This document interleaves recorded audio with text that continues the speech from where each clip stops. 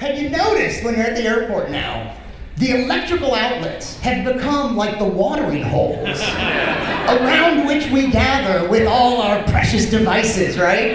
Like with our phones and our tablets and our laptops, and it's just become such a funny scene. You see people wandering the gleaming halls of the airport like it's the dry plains of the Serengeti. I noticed a long time ago, whenever my mom would lose weight, my dad would gain weight. And when my dad lost weight, my mom gained weight. It was like the conservation of mass within our family. And I had this theory that you never actually lose weight, you just give it to somebody else. Fat can be neither created nor destroyed. It's one of the basic laws of the universe.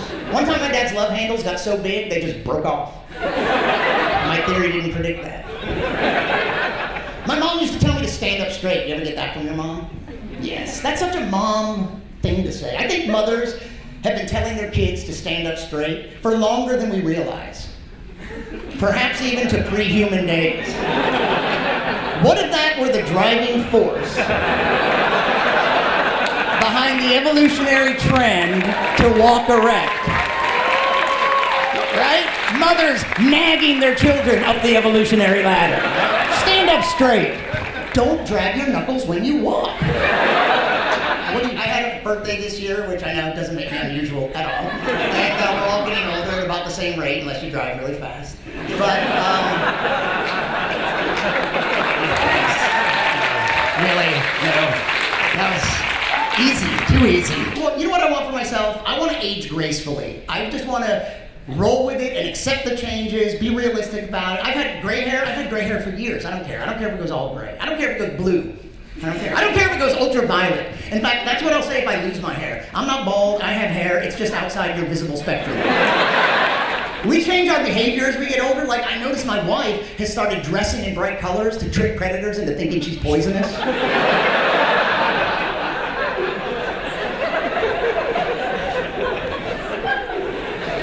People used to always say we look like a couple, and I think it's because of our heights, because I'm not very tall, but she's a lot shorter than me. In fact, the first time I saw her, I thought she was farther away than she actually was. Boom, whoa, hey. But I gotta say, no matter how old I've gotten, I don't know that much about the opposite sex. I don't know, maybe males and females, maybe that's universal. I don't know, I just haven't learned that much. Women have passed through my life like exotic particles through a cloud chamber, leaving only vapor trails for me to study for clues to their nature. I know, that was really more of a poem than a joke, I think. You weren't sure what to do with it. That was an endothermic joke. It required the addition of a little energy from you. That's what happened there. Thanks. Hey! I got him back with chemistry! I saw an IMAX film called Everest a few years back. Yeah, about a team of climbers that made it to the filmmakers are here. They made it to the top of Mount Everest with a film crew. That doesn't make it any easier. So I was telling my mom about the film, and here's her only comment. She goes, "Oh, I could never do that. It's so cold up there." You know, like, that's the one reason she hasn't climbed Mount Everest. Like she was about to ever at any point in her life. I hate seeing movies with Chuck because he always has to sit in the front row because he thinks he gets to see the movie before anybody else. And you can't argue with him because he always has the same last word. The speed of light is finite, Brian. And it's true, the speed of light is finite, but it's very fast, right? What's the speed of light? I'm gonna round off to 186,000 miles per second. And here's what I told my friend Chuck. I go, hey, look, if you had a theater 186,000 miles long, you would only see the movie 1 second before the guy in the last row. And he said, yeah, but you'd hear it a week and a half before him.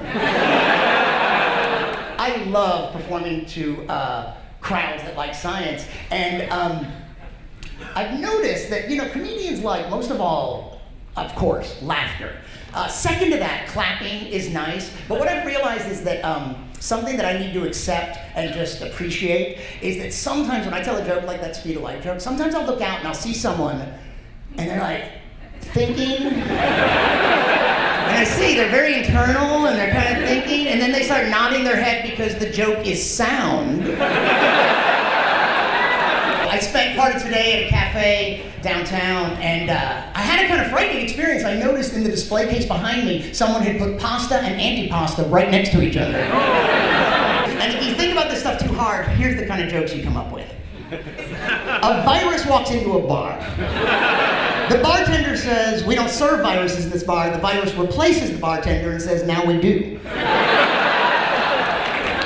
That joke is sound. An infectious disease walks into a bar. The bartender says, we don't serve infectious diseases in this bar. The infectious disease says, well, you're not a very good host. Two bacteria walk into a bar. The bartender says, we don't serve bacteria in this bar. The bacteria say, but we work here. We're staff.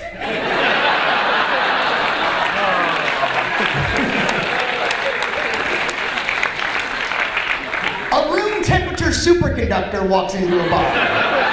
The bartender says, we don't serve any superconductors in this bar. The room temperature superconductor leaves without putting up any resistance.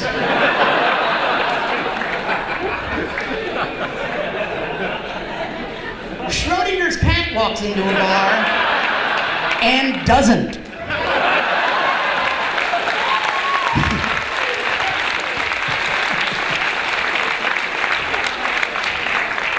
I want you to come back to America with me.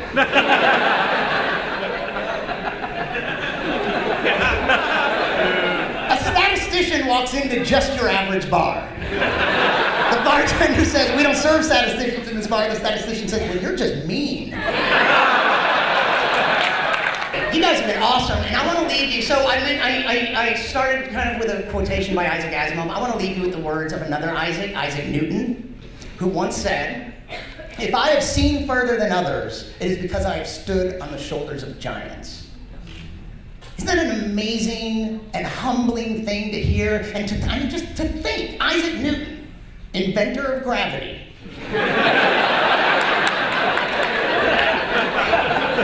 Universally hailed as perhaps the greatest scientific mind to ever walk the earth, believed in giants.